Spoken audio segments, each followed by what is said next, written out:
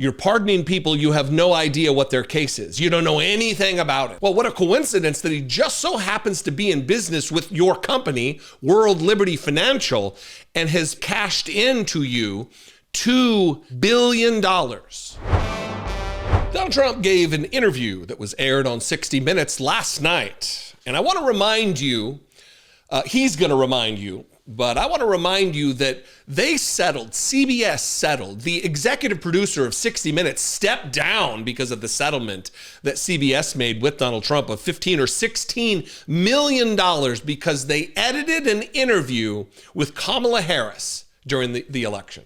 They edited an interview like they all do. They all edit interviews for time, for content. And 60 Minutes did the same thing with this interview.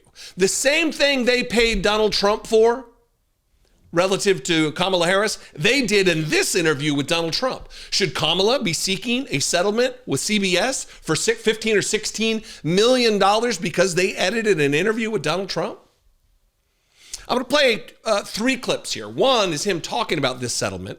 This, by the way, didn't air on the full show of 60 Minutes. What they did is they put up on their YouTube channel the complete unedited interview. And this particular portion didn't make it to air. Norah O'Donnell. How strange. What a weird editorial decision to make relative to this new media atmosphere around Donald Trump, where they have bent the knee and literally paid him millions of dollars for his, I guess, the ceasing of attacks against them. Watch this first clip with Donald Trump, very brief, where he talks about the settlement. Then we're going to move into her asking about pardons. And what I'm going to do is play, maybe I'm getting ahead of myself here, but I'm getting back into the swing. What I'm going to do is play the edited version that made the air and then the unedited version to show you the vast differences in their editorial choices. But first, here he is bragging or whining, I can't tell which one it is, about the settlement that CBS paid him and the new leadership at CBS. And actually 60 Minutes paid me a lot of money, and you don't have to put this on because I don't want to embarrass you, and I'm sure you're not. I think you have a great new leader, frankly, because the young woman that's leading your whole enterprise is a great, from what I know, I don't know her, but I hear she's a great person. But 60 Minutes was forced to pay me a lot of money because they took her answer out that was so bad, it was election changing 2 nights before the election, and they put a new answer in. And they paid me a lot of money for that. You can't have fake news. You've got to have legit news. You can't have fake news. You got to have legit news, he says. As he blackmails media outlets, as he strikes fear into the hearts of those with lesser intestinal fortitude, less guts, people like the cowards over at Morning Joe who ran to Mar-a-Lago as fast as they could, even before Donald Trump took office, to bend the knee, to let him know, sir, with tears in our eyes, we tell you, we're not going to attack you anymore. We're going to be nice to you, dear leader. And CBS has done the same thing. CBS is now under new ownership. Barry Weiss, the right-wing provocateur. I mean, they might as well have Tommy Lahren be running CBS News right now. But here is what CBS 60 Minutes aired relative to the pardon of CZ. I don't know how to pronounce his first name, but his last name is Zhao. He is a crypto billionaire who is now in bed after his pardon with Donald Trump to the tune of paying World Liberty Financial $2 billion. If there ever was a case of pay to play, of wild corruption, the kind of thing that Republicans charged Joe Biden with during this last term, that they are now, there's crickets everywhere. It's a field of crickets. Nowhere to be seen or heard are Republicans talking about the wanton, open, public corruption of Donald Trump. Here is the edited version of her question. Then we'll play the unedited version that you'll see there is zero pushback, zero follow-up from Norah O'Donnell, who is supposed to be a straight newswoman. This year, the president has pardoned or shortened the sentences of more than 1,600 people. The latest pardon was for a cryptocurrency tycoon who is known as CZ. The company CZ founded, Binance, helped boost the profile of the Trump family's crypto firm, World Liberty Financial. He pled guilty in 2023 to violating anti-money laundering laws. Right. The government at the time said that CZ had caused significant harm to U.S. national security, essentially by allowing terrorist groups like Hamas to move millions of dollars around. Why did you pardon him? Okay, are you ready? I don't know who he is. I know he got a 4-month sentence or something like that, and I heard it was a Biden witch hunt. In 2025, his crypto exchange Binance helped facilitate a $2 billion purchase of World Liberty Financial's stablecoin. And then you pardoned CZ. How do you address the appearance of pay for play? Well, here's the thing. I know nothing about it because I'm too busy doing the other. But he got a only pardon. tell you that. But he got a no, pardon. I can only tell you this. My sons are into it. I'm glad they are because it's probably a great industry, crypto. I think it's good. You know, they're running a business. They're not in government. This leaves a lot of questions on the table. One, if we are to believe Donald Trump, and we are not to believe Donald Trump, but let's take him at his word that he doesn't know who Changpeng Zhao is. You're pardoning people, you have no idea what their case is. You don't know anything about it. I don't know him. Well, what a coincidence that he just so happens to be in business with your company, World Liberty Financial, and has cashed into you $2 billion. You would expect there would be a follow-up after all of that. Instead, her question, which was a longer set of questions at the beginning, was cut up into multiple segments to make it look like a follow-up, to make it look like it was that. But that's not what it was.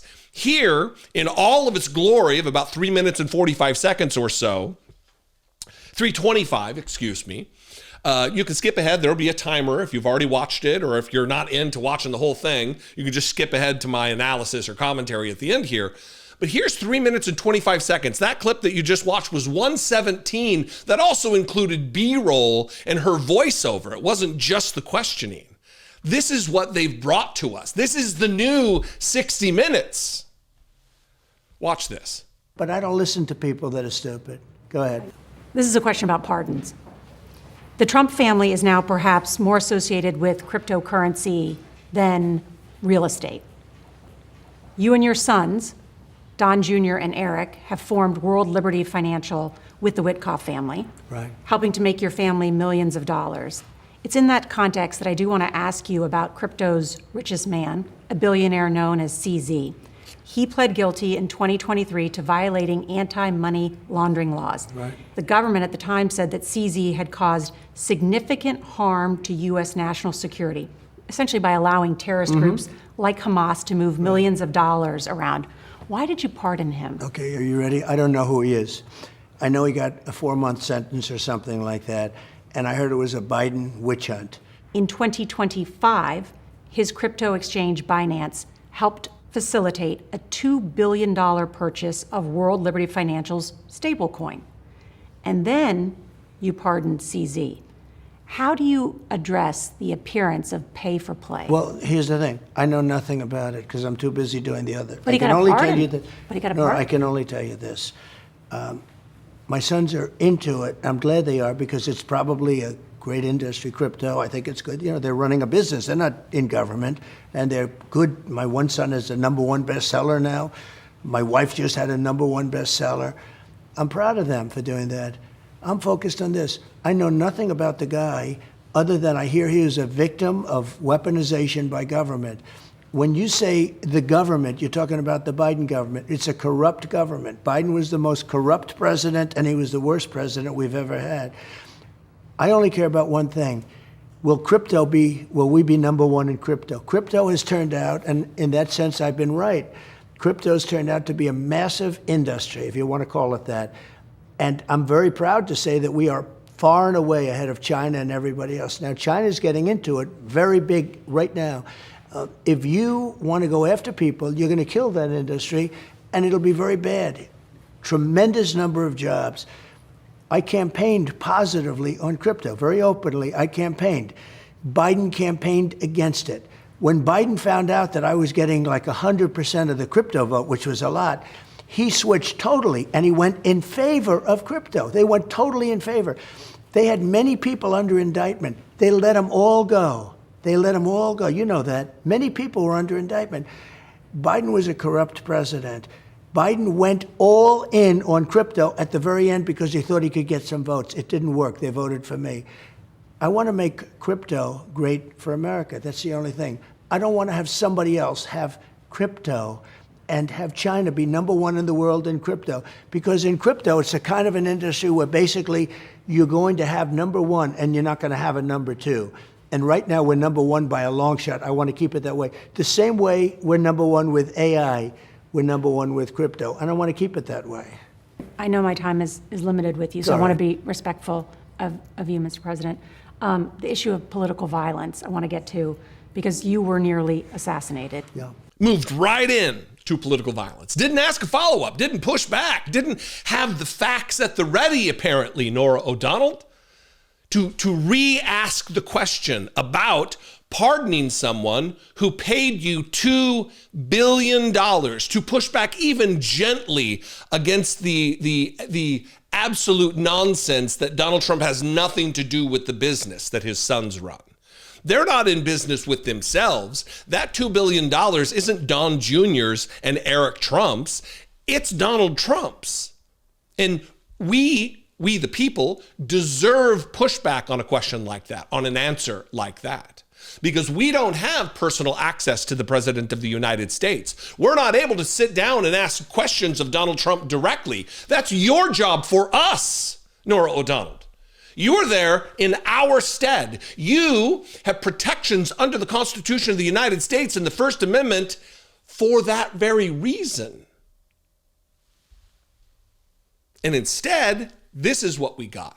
1:17, including the extra voiceover and B-roll, cutting away all of the nonsense, all of the lies, providing no pushback, no follow-up. This is not journalism. And it's so much not journalism that it's very likely they'll try to copyright this and claim that it can't be monetized or it should be restricted in some way because I'm critiquing them and their failure. This is, in effect, bending the knee to the dear leader. Not asking follow-ups about a pardon involving a $2 billion cash transfer in crypto is a failure. What are we doing here? This is why independent media types like myself criticize the mainstream media, corporate media, bought and paid for media, surrendered media, bent the knee media. They're all in the same crowd, the same club. Influence, money, power, greed. Gross. Anyway, what do you think? I invite you to this conversation. We can have it in the comments below the video, wherever you're watching it. You can also call the voicemail line, 714-576-4054. And of course, as always, you can email me daily at dollemore.com. I love and appreciate you very much. I will see you next time. Until then, be genuine and take care of one another.